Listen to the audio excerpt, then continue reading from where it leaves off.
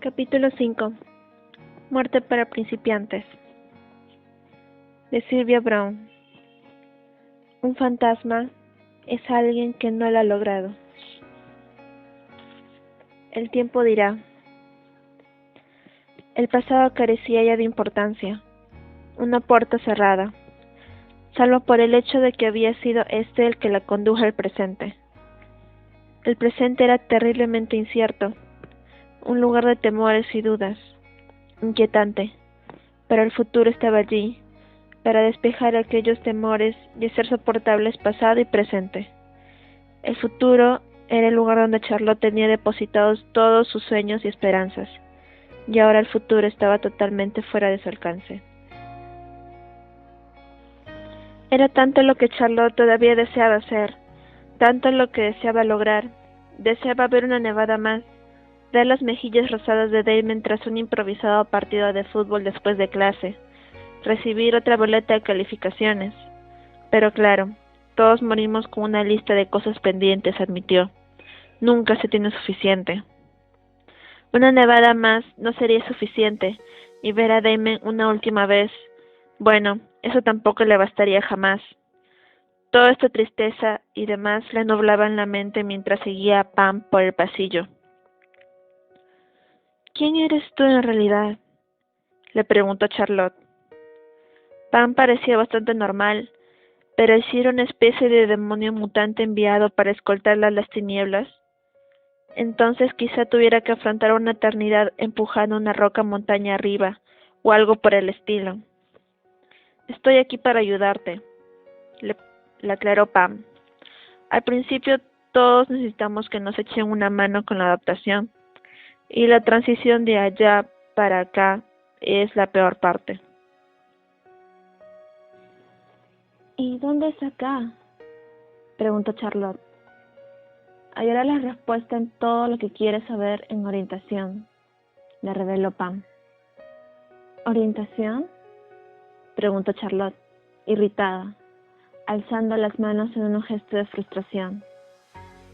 Antes de que Charlotte tuviera oportunidad de insistir en el tema, Pam se detuvo y le hizo una señal con la cabeza, contestando a Charlotte con el gesto. Señaló hacia un leve esplendor que irradiaba detrás de la puerta de un aula, pero no pronunció palabra. Pam se dirigió hacia la puerta, pero Charlotte estaba clavada en el suelo. Contempló pasmada cómo Pam desaparecía gradualmente en el aura, y cómo volvía la cabeza hacia Charlotte, con una sonrisa compasiva, justo antes de que la luz se la tragara entera, dejando a Charlotte totalmente sola. ¡Pam!, gritó nerviosa. ¿Qué tengo que...? Dijo Charlotte con voz temblorosa, y sus palabras quedaron suspendidas en el aire. Ante semejante adversidad, Charlotte, como casi siempre, adoptó una actitud completamente racional. Podía aplazar el dolor si no perdía de vista la verdadera dimensión de las cosas. No era más que la manifestación del instinto de autoprotección del espíritu científico y matemático que llevaba dentro. Se acabó, pensó Charlotte, mirando hacia el fondo del pasillo. El momento había llegado. Estaba muerta, seguro, por mucho que le costara pronunciar la palabra.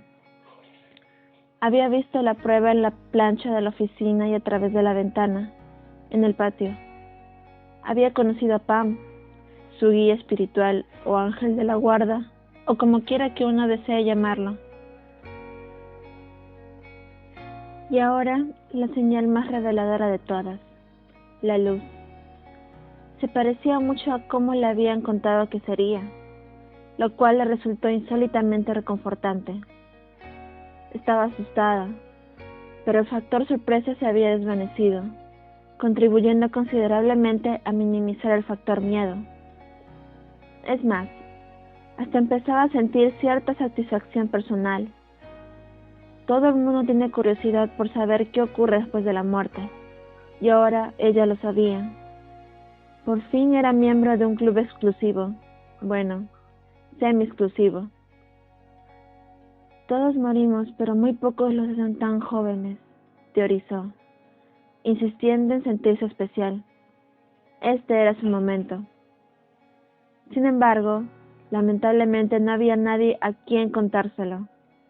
No había forma alguna de intercambiar la información por algún chismorreo, una invitación a una fiesta, ni siquiera por identificación falsa. El secreto sería enterrado con ella para siempre, como con toda probabilidad había sucedido con quienes las precedieron. No había nadie que, tras afrontar lo que ella estaba a punto de afrontar, viviera para contarlo. A excepción, claro, de toda esa gente con experiencias próximas a la muerte, que no deja de parlotear sobre la otra vida, y hacia la que de pronto sintió una profunda aversión. Si es tan genial estar muerto, ¿por qué no se matan y dejan de hablar del asunto de una vez por todas? Pensó. ¿Qué no daría ella a cambio de un billete de vuelta por cortesía de las paletas de un desfibrilador y un enfermero o médico entusiasta de urgencias? Perdedores. Charlotte se rió con sarcasmo para sí, fantaseando con que aquello sería su última carcajada. Gracias. Gracias, amigos, murmuró. Estaré aquí para siempre. Y con ese intento de chiste fácil, una oleada de soledad, como nunca hasta entonces había sentido, atravesó su cuerpo. Pam se había ido hacía solo un instante, pero fue tiempo suficiente para que Charlotte reviviera, como en una cinta rebobinada. Cada decepción, cada error, cada fracaso, cada oportunidad perdida que experimentó a lo largo de su vida. De pronto, las gastadas escenas del hecho de muerte omnipresentes en las películas de sobremesa, de las que tanto se había reído, le parecieron no tan gastadas. Naturalmente, la última instantánea constituía la mayor y peor pérdida de todas. Damon. La palabra fin bien podía haberse superpuesto sobre su conciencia. Ahora supo con absoluta clarividencia cuán diferentes hubieran podido ser las cosas, pero ya era demasiado tarde para cambiar lo pasado. Como desde luego no se sentía, era en paz. La vida se desperdicia con los vivos, dijo, y caminó por el pasillo, despacio, indecisa, con las rodillas temblorosas, hacia la luz. Al aproximarse, Charlotte se vio bañada por la luminiscencia de la luz, por su pureza. Se sintió como un sobre levantado a contraluz en un soleado día de verano. Traslúcida, el resplandor la cegó por completo, y habría jurado que escuchó un coro de voces celestiales cantando solo para ella. La amargura se esfumó. Es tan hermoso, tan apacible, pensó, gozando de aquel instante de nirvana. Vio partículas de polvo brillando como diminutos fragmentos de diamantina, flotando vaporosas en los rayos. Conforme se aproximaba, comprobó que veía con más claridad. Distinguió el contorno de una puerta, ligeramente entornada. Cerró un ojo con fuerza, pero dejó el otro entreabierto, espiando por la rendija, como si estuviera mirando una película de terror, y cruzó el umbral, temorosa pero intrigada. Su momento zen se había interrumpido de pronto cuando tropezó con una cuerda o algo similar y cayó al suelo de espaldas. Al caer, la luz que tan mágicamente la atraía se precipitó también al suelo. Ahora se reflejaba en el techo y había dejado de cegarla. Allí estaba de nuevo, tirada en el suelo boca arriba, asimilando lo sucedido. Abrió los ojos muy despacio y parpadeó varias veces, tratando de enfocar la vista. Al ladear la cabeza, descubrió que la luz emanaba de un viejo proyector de 16 milímetros atornillado a un carrito metálico. Charlotte no había visto una reliquia semejante, salvo en una ocasión, cuando le encargaron que ayudara a Sam Wolf a ordenar el viejo cuarto de material del club audiovisual, situado en el sótano de Hawthorne. Alzó la cabeza lentamente sobre el nivel del suelo y se topó con una visión completamente inesperada. Un mar de pies engalanados con etiquetas identificativas. Charlotte abrió los ojos como platos al darse cuenta de que la etiqueta que le habían entregado en la oficina, la que ella se había encajado a la fuerza en la muñeca, era, de hecho, su etiqueta identificativa. Se encontraba en un aula repleta de compañeros muertos. Antes de que tuviera tiempo de salir despavorida, una voz masculina adulta la distrajo. «Mike, enciende la luz», pidió. Un chico que estaba cerca de la puerta encendió las luces. Tampoco es que importara mucho, porque veía bastante bien sin luz, pero ahora pudo fijarse en otros detalles, como el aula, por ejemplo. Con las luces encendidas, pudo verla en toda su obsolencia.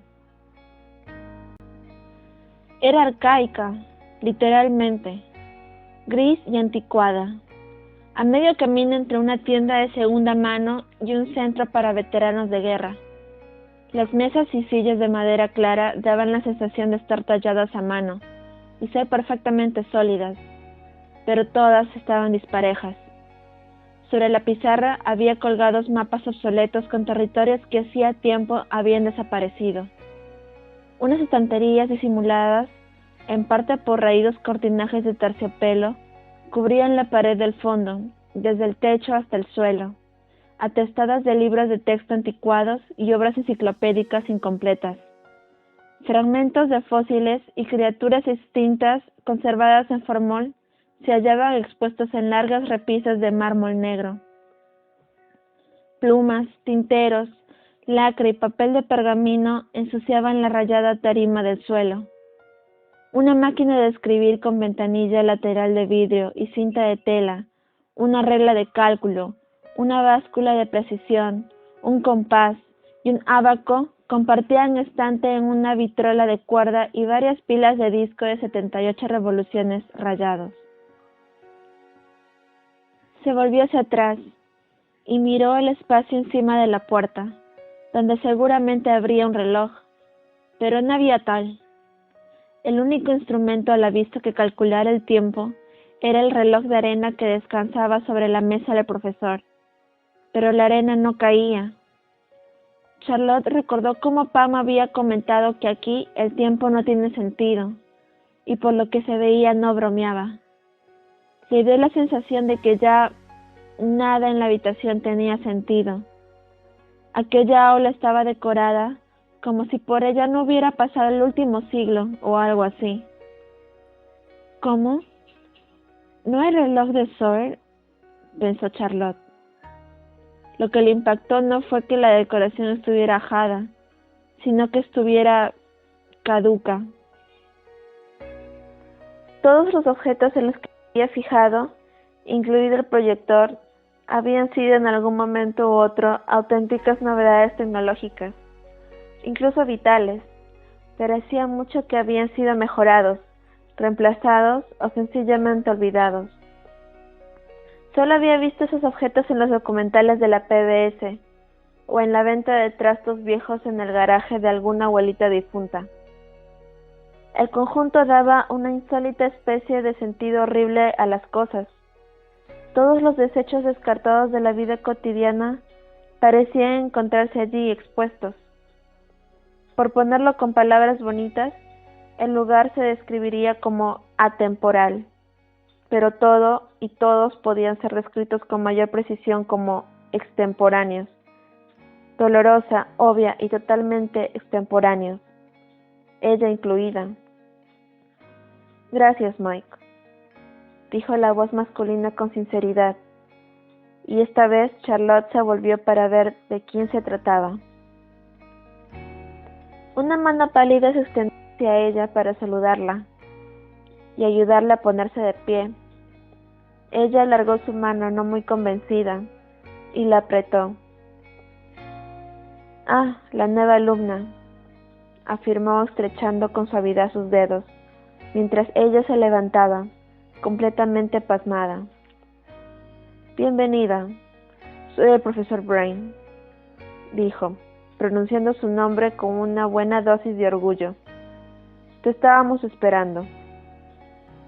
Charlotte no tuvo tiempo de registrar la palabra alumna en su mente. Antes ya se había distraído por completo con el aspecto de Brain. Al igual que en el aula, había algo atemporal en Brain que resultaba desconcertante y reconfortante a la vez. Era alto, delgado y atento, y estaba vestido meticulosamente, como si estuviera a punto de salir a cenar en lugar de impartir clases en la escuela.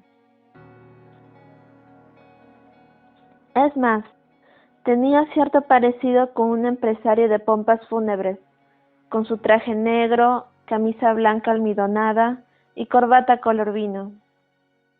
«Toma asiento», invitó a Charlotte con hospitalidad.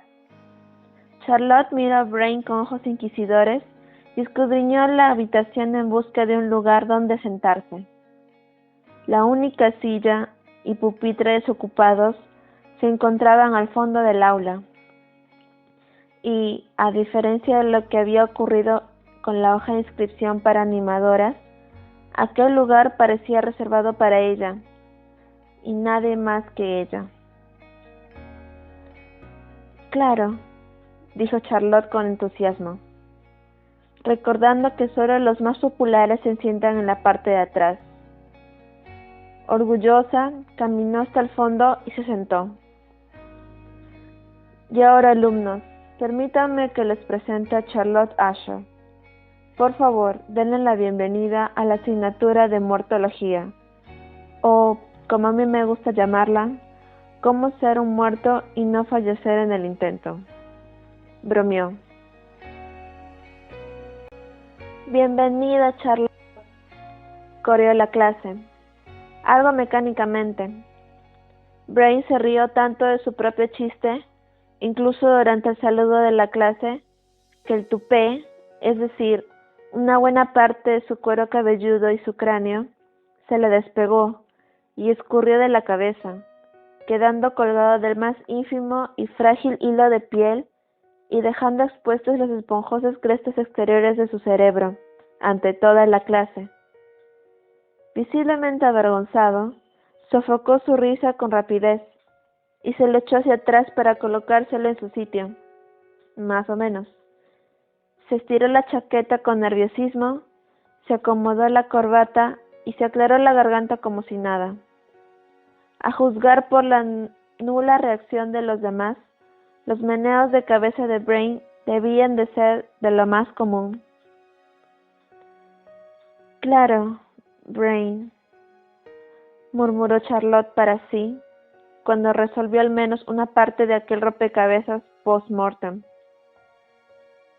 Brain se acercó a la pizarra, como una mantis religiosa, ligero de pies, pero un tanto encorvado, por las vértebras C5 y C6, constató específicamente Charlotte, y dio inicio a la clase escribiendo de manera atropellada una frase en la pizarra: «Non sum qualis eram», que significa «no soy el que fui».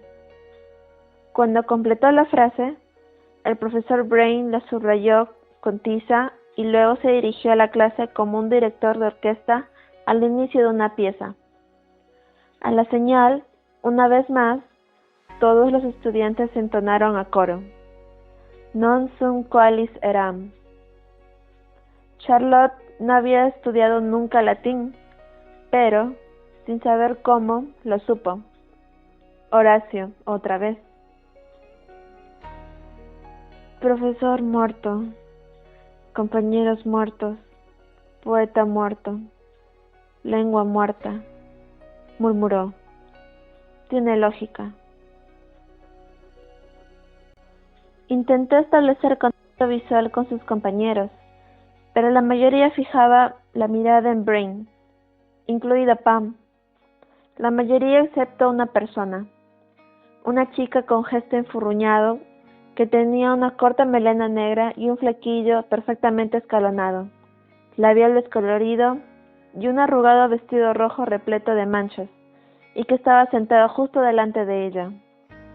Charlotte juraría haber oído a la chica decir perdedora, pero los demás seguían mirando hacia adelante, con los labios sellados. ¿Quién? ¿Yo? Pensó Charlotte en silencio, mirando de un lado a otro en busca del origen de la burla. Sí, tú. La réplica retumbó con estruendo en la cabeza de Charlotte. Para remanchar la respuesta, la chica giró el rostro por completo y le lanzó a Charlotte la mirada más perversa que ésta había visto jamás, y eso que había visto unas cuantas extremadamente perversas. Paralizada, Charlotte bajó la mirada hacia los pies de la chica para consultar su nombre en la etiqueta identificativa, donde leyó Prudence. Sin embargo, lo más notable era que solo llevaba un zapato. Observó la desgastada sandalia e hizo memoria de todas las noticias terribles que había visto en su corta vida. Aquellas en las que, tras un fatídico atropellamiento y fuga, la única imagen que se mostraba era la de un zapato solitario tirado en el asfalto, mientras un reportero relataba los horribles detalles del accidente. Ese zapato, el zapato, era la imagen que hipnotizaba a la gente, la que encendía una luz en su mente. Aquel zapato pertenecía a alguien. Ese alguien había escogido ese zapato para pasar el día. Se lo había puesto esa misma mañana. Iba a algún lugar con ese zapato. Ese zapato iba a llevarlo hasta donde necesitaba ir. Y ahora yacía huérfano en medio de la carretera. Una lápida temporal. Bueno, como verás, estaba preparando el proyector de cine para cuando llegaras. Una breve película de orientación, digamos que para edificar el espíritu, explicó el profesor Brain. Cuando se dirigía a recoger el proyector del suelo para terminar de colocar la película, sonó la alarma de incendios de la escuela. El timbre ensordecedor impulsó a Charlotte a salir corriendo instintivamente hacia la puerta, pero los demás siguieron en sus asientos, imperturbables. Mike, que tocaba frenéticamente una guitarra imaginaria, extendió la mano y sujetó a Charlotte por la muñeca antes de que pudiera huir. Ella se asustó, pero al instante percibió que era más para protegerla que para detenerla. Llevaba unos audífonos embutidos en los oídos, pero no estaban conectados a ningún aparato. «Ya abandonaste el edificio», dijo Mike, marcando el ritmo con los pies, como si estuviera tocando una batería de doble pedal. «La fuerza de la costumbre», repuso Charlotte. «¿Puedes oírme con esas cosas retumbándote en los oídos?» «Sí», contestó Mike, aunque casi a gritos. Mike detuvo a Charlotte, pero nada podía detener la marea de tristes recuerdos que de repente había empezado a inundar su mente. Tal vez fuera la alarma de incendios, recuerdo de una ínfima parte de su vida cotidiana, pero las punzadas de dolor, al igual que las del miembro fantasma de un amputado, permanecieron. Piccolo Pam se acercó a ella y le presentó formalmente a Mike. «Este es Metal Mike». Llevaba el estéreo a todo volumen mientras hacía el examen para conducir, explicó Pam. Se distrajo. La cosa no acabó bien. «Ah, ¿entonces su nombre de muerte tiene que ver con que escucha heavy metal?», preguntó Charlotte. «No», la corrigió Pam. «Le pusieron ese apodo porque escucharla lo mató». y porque, además, literalmente tienes quirlas de metal en la cabeza a causa del accidente, añadió.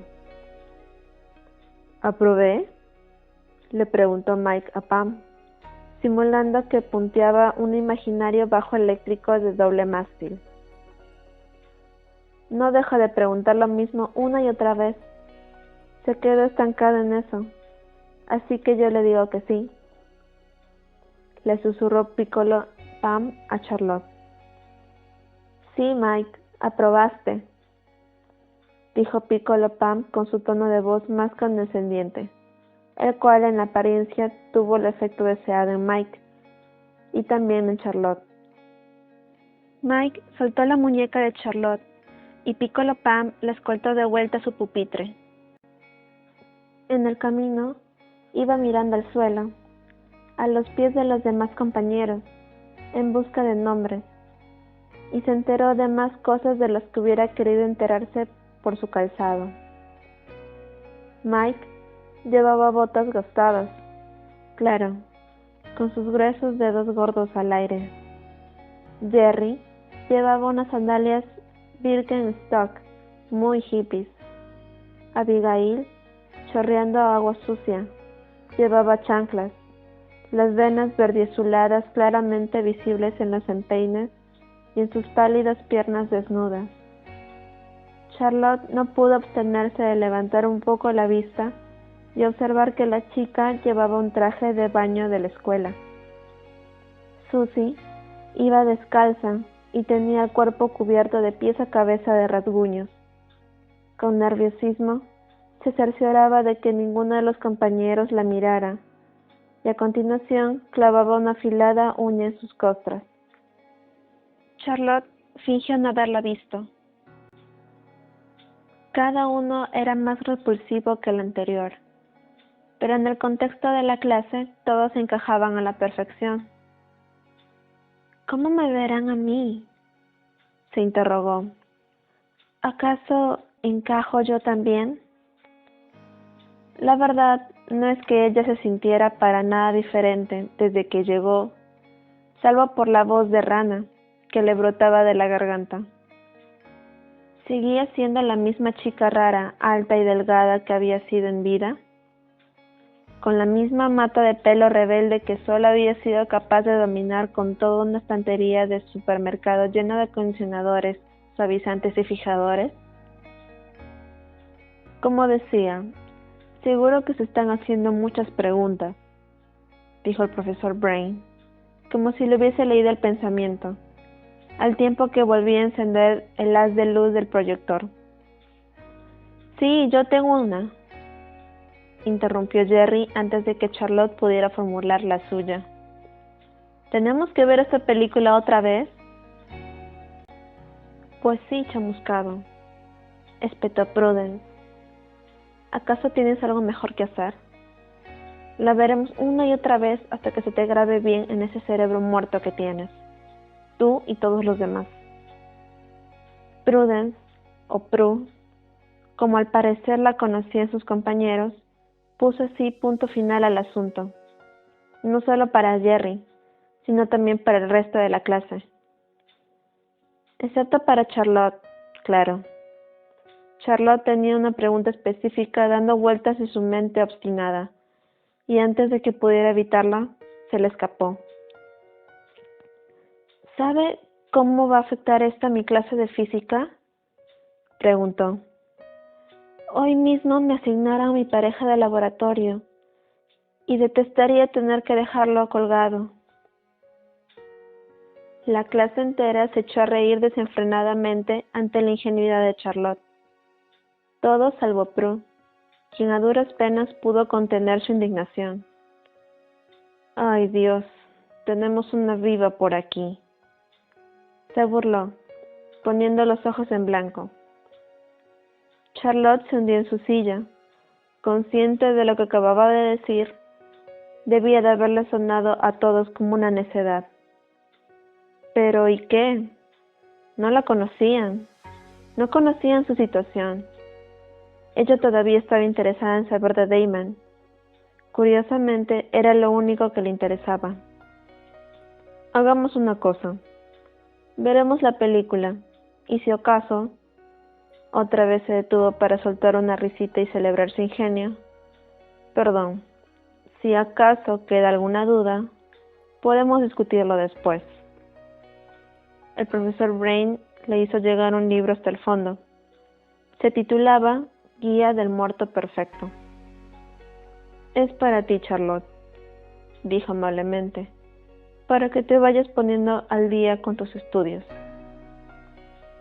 ¿Estudios?, preguntó ella. Charlotte abrió el libro y echó un vistazo al índice. Leyó para sí los títulos de los capítulos, mientras el profesor Brain ponía en marcha el proyector. ¿Levitación? ¿Telequinesia? ¿Intangibilidad? ¿Teletransporte? No podía creer lo que estaba leyendo, pero no había duda de que le intrigaba, y mucho. Además, a estas alturas, ya estaba curada de espanto. Hojeó rápidamente el libro mientras Mike atenuaba la luz, y la película, una parpadeante proyección de cine industrial al más puro estilo de los años 50, con cuenta atrás 5, 4, 3, 2, 1, y narración moralista de fondo y toda la cosa, empezó. Deadhead Jerry, el chico de las sandalias Birkenstock, ya estaba dormido, solo que con los ojos abiertos. Mientras roncaba, Charlotte vio por el rabillo del ojo cómo Piccolo Pam extendía su mano con suma delicadeza y le cerraba los ojos del mismo modo en que se le haría a una persona que acababa de morir.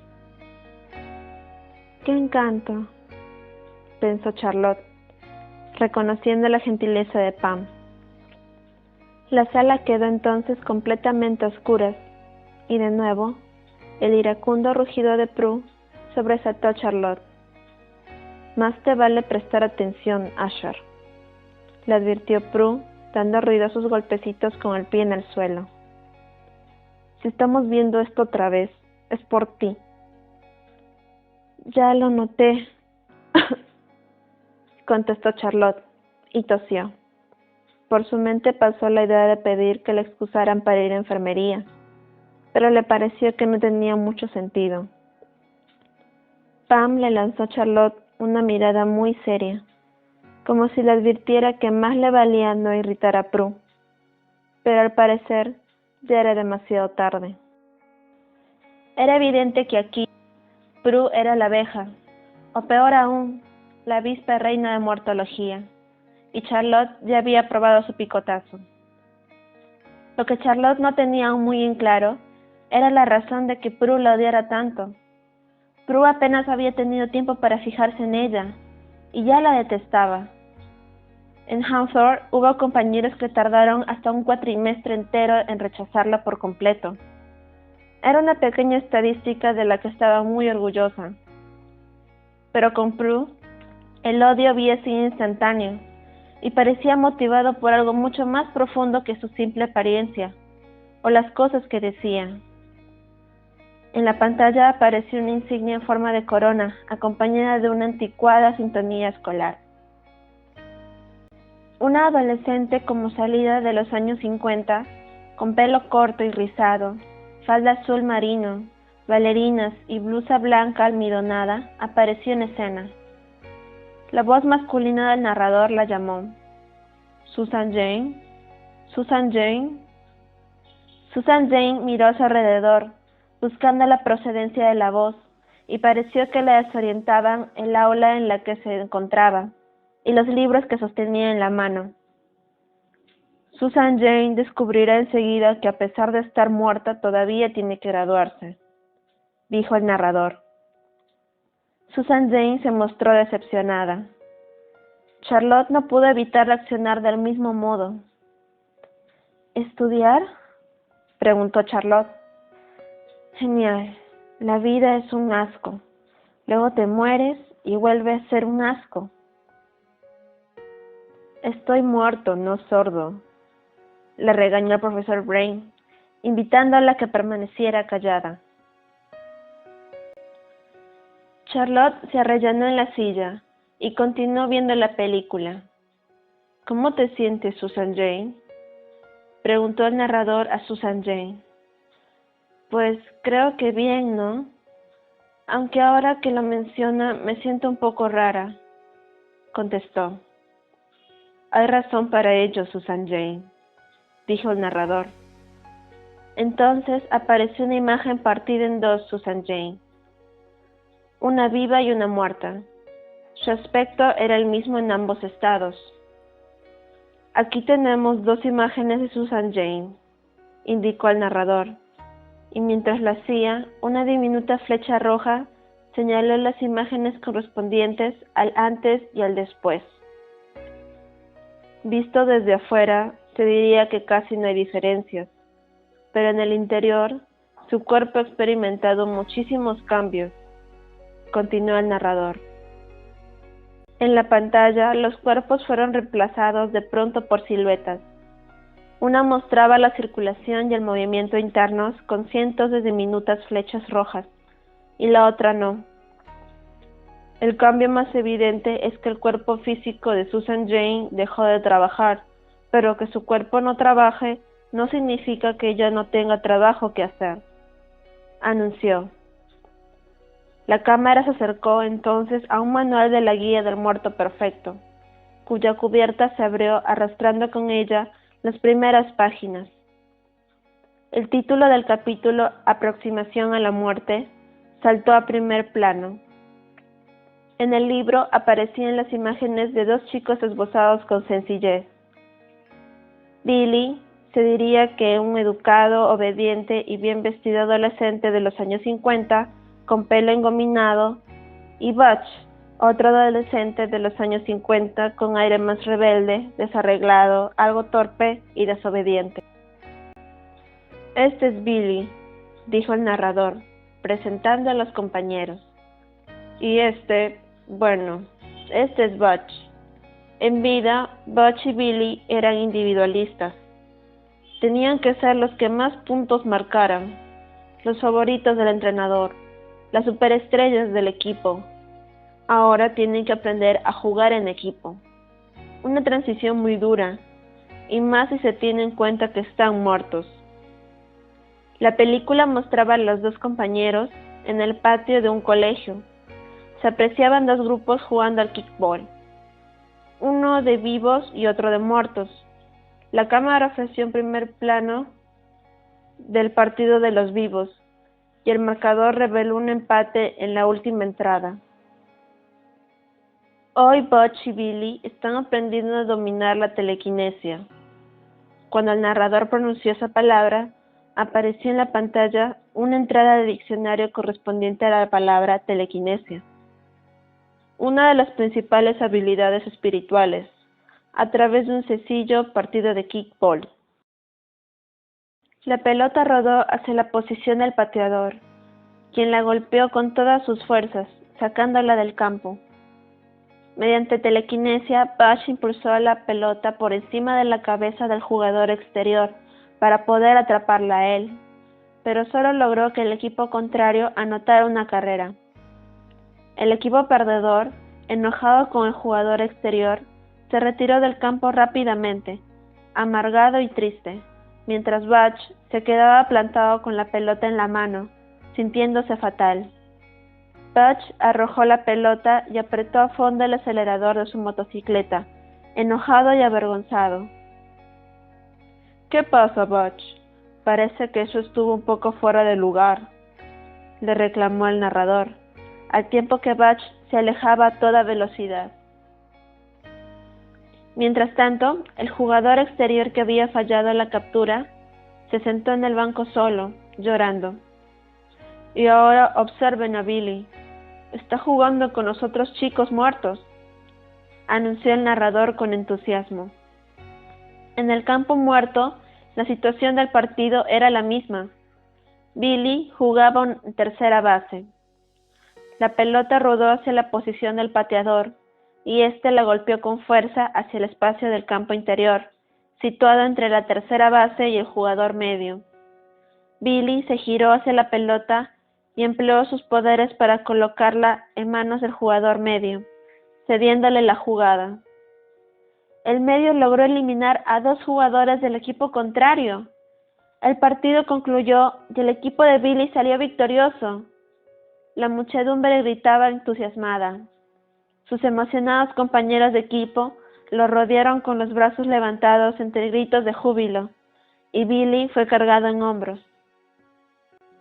Así es, Billy, así se hace, dijo el narrador. ¿Por qué no le salieron bien las cosas a Butch y a Billy sí? Bueno, Butch recurrió a las artimañas de siempre y empleó sus poderes para intentar seguir conectado a los vivos, mientras que Billy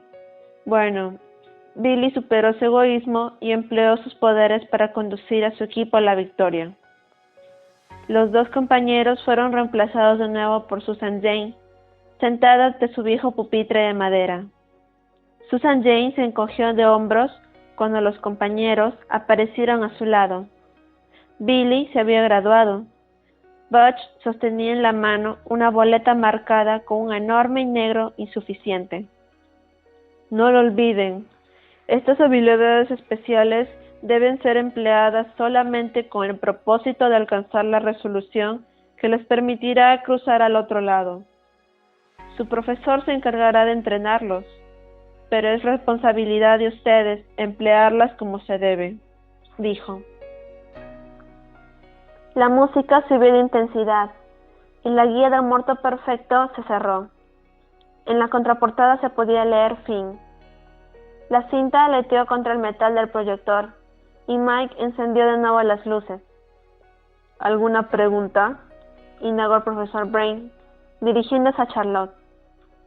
¿Cómo sabemos cuál es nuestra meta?, preguntó Charlotte. Toda la clase está aquí por alguna razón, dijo el profesor Brain. Todos tienen un asunto pendiente que deberán resolver antes de seguir adelante. Sonó el timbre, pero Charlotte no se movió de la silla. No sabía si al levantarse volvería a ser ridículo como cuando había sonado la alarma de incendios. Cuando los demás estudiantes empezaron a salir de clase, ella reunió sus cosas y las siguió sin dejar de darle vueltas a lo que Brain acababa de decir. Atención todos, tarea. Esta noche hay reunión en Hansard Manor, a las 7 en punto, y no es opcional, gritó el profesor Brain a sus espaldas, mientras se apresuraban a recuperar la libertad. ¿Tarea?, pensó Charlotte.